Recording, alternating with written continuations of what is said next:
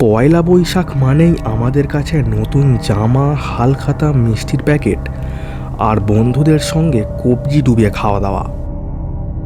কিন্তু ৩ বছর আগের সেই নববর্ষ আমার জীবনে নতুন বছরের সংজ্ঞাটাই বদলে দিয়েছিল। আমরা ৪ জন বন্ধু মিলে ঠিক করেছিলাম শহরের কোলাহল থেকে দূরে কোথাও একটা গিয়ে পিকনিক করব। কিন্তু আমরা জানতাম না আমাদের সেই মাংসের গন্ধ সেদিন এমন কিছুকে ডেকে নিয়ে আসবে যা মানুষ নয়। আজ এত বছর পরেও বৈশাখ মাসের কালবৈশাখী ঝড়ের মেঘ দেখলেই আমার বুকের ভেতরটা যেন কেমন কেঁপে ওঠে। মনে পড়ে যায় সেই পোড়া মাংসের গন্ধর কথা। আমার নাম অর্ণব। আমরা ৪ বন্ধু, আমি, রূপম, সুমিত আর বিক্রম। সেবার পয়লা বৈশাখে আমরা প্ল্যান করলাম চিরাচরিত কোনো রেস্তোরাঁয় না গিয়ে আমরা নিজেরাই রান্না করে পিকনিক করব। জায়গাটাও রূপমই ঠিক করেছিল, রাধাপুর এস্টেট। নাম অনেকবার শুনলেও কাজের সূত্রে কখনো যাওয়া হয়নি। শহর থেকে প্রায় ৪০ কিলোমিটার দূরে গঙ্গার একটা পুরনো খাঁড়ির পাশেই এই রাধাপুর এস্টেট। জায়গাটা একসময় নীলকর সাহেবদের কুঠি ছিল, কিন্তু এখন সব ভেঙে চুরে জঙ্গল হয়ে গিয়েছে। দিনের বেলাতেও জায়গাটা কেমন একটা অন্ধকার ভাব। পয়লা বৈশাখের দিন সকাল ৮টা নাগাদ আমরা ২টো বাইক নিয়ে বেরিয়ে পড়লাম। ব্যাগে চাল, ডাল, সবজি আর ৩ কিলো কাঁচা খাসির মাংস। এপ্রিল মাসের তখন কাঠফাটা রোদ। যখন আমরা রাধাপুর পৌঁছালাম তখন বেলা প্রায় ১১টা। জায়গাটা সত্যিই অদ্ভুত সুন্দর, কিন্তু কেমন যেন বড্ড বেশি নিস্তব্ধ। গঙ্গার ধার ঘেঁষে বিশাল একখণ্ড জমির ওপর দাঁড়িয়ে আছে সেই ধ্বংসপ্রাপ্ত নীলকুঠি। ছাদ ভেঙে পড়েছে, দেওয়ালে বট অশ্বত্থের শিকড় জড়িয়ে। আমরা ওই কুঠি বাড়ির বাইরে একটা বড় আম গাছের নিচে আমাদের পিকনিকের জন্য জায়গা ঠিক করলাম। আমাদের মধ্যে রান্নার সবথেকে ওস্তাদ ছিল সুমিত। ইট দিয়ে উনুন বানিয়ে কাঠকুটো জোগাড় করে সুমিত রান্না চাপিয়ে দিল। বেলা যখন প্রায় ২টো তখন মাংস কষানো শুরু হয়েছে। গরম মশলা আর খাসির মাংসের গন্ধে চারপাশ একেবারে মম করে উঠেছে। আমরা ৩ বন্ধু গঙ্গার ধারের ঠান্ডা বাতাসে বসে আড্ডা দিচ্ছিলাম। হঠাৎ দেখলাম নদীর ধার ঘেঁষে একটা ছোট নৌকো এসে ভিড়ল। নৌকো থেকে এক বয়স্ক মাঝি নামলেন। পরনে তার একটা ময়লা ধুতি, সারা মুখে বয়সের ছাপ। লোকটা সোজা আমাদের দিকেই এগিয়ে এলো। লোকটার চোখগুলো কেমন যেন ঘোলাটে।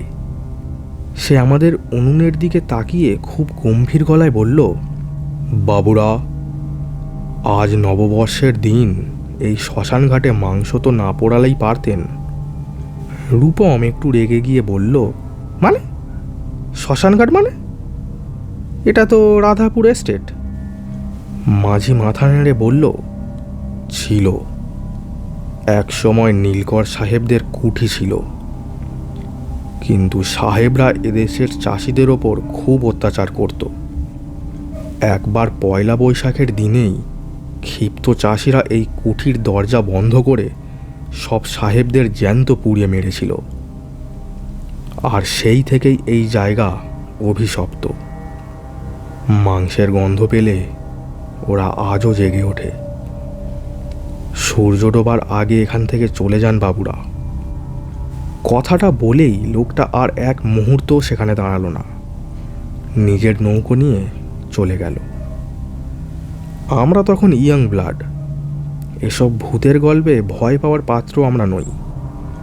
বিক্রম হেসেই উড়িয়ে দিল, আরে ধুর, মাংসের ভাগ চাইছিল বুড়োটা, তাই ভয় দেখাচ্ছে। কিন্তু আমি খেয়াল করলাম দুপুরের ওই কড়া রোদের মধ্যেও হঠাৎ করে চারপাশের বাতাসটা যেন অস্বাভাবিক রকমের ঠান্ডা হয়ে গেল। খাওয়া দাওয়া শেষ হতে হতে বিকেল প্রায় 4:30 বেজে গেল।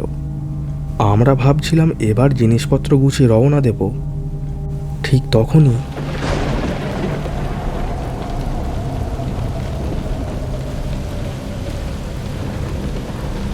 চৈত্রের শেষ আর বৈশাখের শুরুতে যেমন হঠাৎ কালবৈশাখী আসে, ঠিক তেমনই আকাশটা কয়েক মিনিটের মধ্যেই ঘুটঘুটে কালো হয়ে গেল।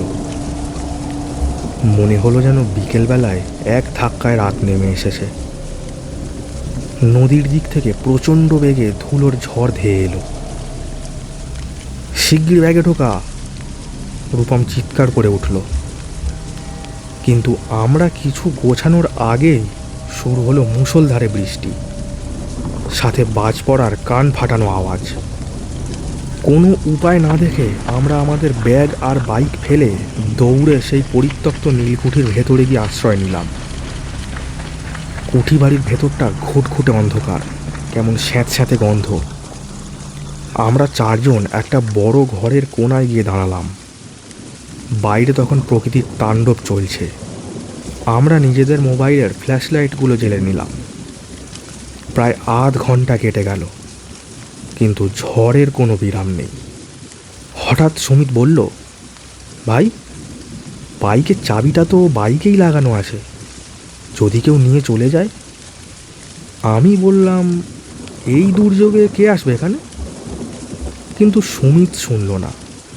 সে বলল, আমি জাস্ট 1 মিনিটের জন্য বাইরে গিয়ে চাবিটা নিয়ে আসছি, তোরা এখানেই দাঁড়া।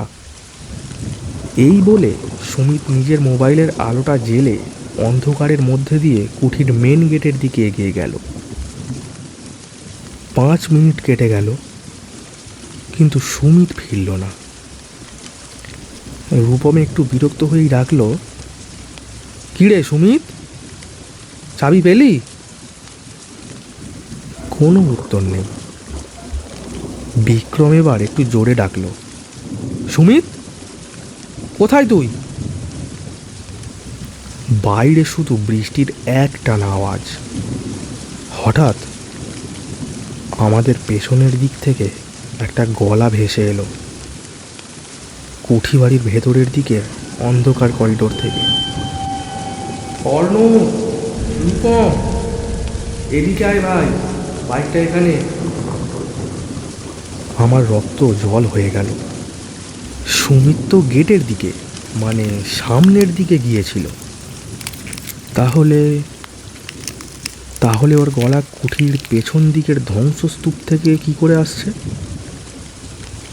আর গলার আওয়াজটাও তো কেমন যেন যান্ত্রিক, ফাঁপা মতন, যেন মনে হচ্ছে কোনো গভীর কুয়োর ভেতর থেকে কেউ কথা বলছে।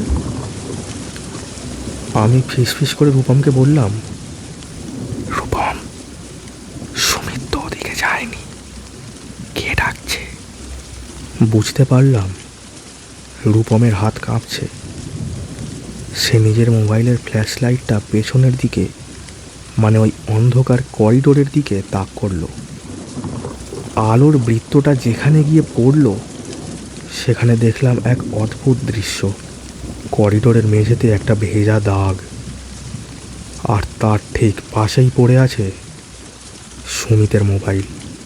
আলোটা জ্বলছে আর নিভছে। আমরা তিনজনেই মন্ত্রমুগ্ধের মতো পা বাড়ালাম করিডোরের দিকে। বুকে তখন কেউ যেন হাতুড়ির মতন পিটছে। সুমিতের মোবাইলটার কাছে পৌঁছাতেই এক বিশ্রী গন্ধ আমাদের নাকে এসে ধাক্কা মারল। পচা পোড়া মাংসের গন্ধ, ঠিক চুল্লিতে মানুষ পুড়লে যেমন গন্ধ বার হয়, একদম সেই রকম। হঠাৎ বিক্রম আমার হাতটা খামচে ধরল। ওর চোখ ঠিকরে বেরিয়ে আসছে। করিডোরের একদম শেষ মাথায়, যেখানে ছাদ ভেঙে পড়েছে, সেখানে অন্ধকারের মধ্যে বিশাল বড় একটা ছায়া বসে আছে। ছায়াটার কোনো নির্দিষ্ট আকার নেই, কিন্তু সেটা অন্তত পক্ষে 8 ফুট লম্বা। নিচু হয়ে বসে আমাদের ফেলে আসা সেই কাঁচা মাংসের টুকরোগুলো সে খাচ্ছে। আমি স্পষ্ট দেখতে পেলাম ছায়াটার মাথাটা আস্তে আস্তে আমাদের দিকেই ঘুরে তাকালো। দুটো চোখ টকটকে লাল, কোনো মনি নেই, শুধু জ্বলন্ত কয়লার মতন দুটো চোখ জ্বলছে। চিৎকারটা শুনে মনে হলো কুঠি বাড়ির দেওয়ালগুলো এবার ফেটে যাবে। আমরা তিনজনেই উল্টো দিকে দৌড়তে লাগলাম। সুমিত, সুমিত কোথায়? বিক্রম কাঁদতে কাঁদতে দৌড়াচ্ছিল। আমরা মেন দরজার দিকে দৌড়ে আসতেই দেখলাম দরজার এক পাশে সুমিত অজ্ঞান হয়ে পড়ে আছে। ওর কপালের পাশ দিয়ে রক্ত ঝরছে। রূপম আর আমি কোনো মতে সুমিতের হাত পা ধরে চ্যাংদোলা করে ওপরে তুলে নিলাম। পেছন ফিরে আমাদের তাকানোর সাহস ছিল না। আমরা সুমিতকে নিয়ে কোনো মতে ওই কুঠি বাড়ির বাইরে বেরিয়ে এলাম। বাইরে তখন বৃষ্টি একটু কমেছে, কিন্তু অন্ধকার আরও গাঢ় হয়ে এসেছে। আমরা সুমিতকে বাইকের মাঝখানে বসিয়ে কোনো মতে বাইক স্টার্ট দিলাম।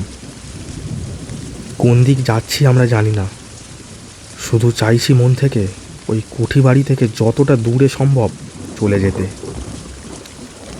আমি বাইক চালাচ্ছিলাম, আর বাইকের আয়নায় দেখতে পাচ্ছিলাম নীলকুঠির সেই বিশাল দরজার সামনে দাঁড়িয়ে রয়েছে সেই ছায়া। বৃষ্টির মধ্যেও তার শরীর থেকে কেমন যেন পোড়ার মতন ধোঁয়া বার হচ্ছে। সেদিন রাতে যে কিভাবে আমরা হাইওয়েতে পৌঁছেছিলাম আমাদের কারোর সেটা মনে নেই। একটা ধাবার সামনে এসে আমরা বাইক থামাই। সুমিতের জ্ঞান ফেরে প্রায় 3 ঘন্টা পর। ও শুধু একটাই কথা বলেছিল। কেউ একজন আমার কানের কাছে এসে ফিসফিস করে বলেছিল, তোরা যে মাংসটা এনেছিস আমাদের একটুও দিবি না? সুমিতের ঘাড়ের কাছে 3টে পোড়া দাগ, ঠিক যেন কেউ গরম লোহার রড দিয়ে ছ্যাঁকা দিয়েছে। সেই দাগ আজও মেলায়নি। আমরা আর কোনো দিন রাধাপুর যাওয়ার সাহস করিনি, কিন্তু আজও যখন মা বাড়িতে পয়লা বৈশাখের রাতে মাংস রান্না করে মনটা যেন কেমন ভয়ে জড়িয়ে যায়। আমার নাকে হঠাৎ করেই কোথা থেকে সেই পোড়া মাংসের গন্ধটা ভেসে আসে, আর মনে হয় অন্ধকারে জ্বলন্ত 2টো চোখ আমার দিকেই তাকিয়ে আছে।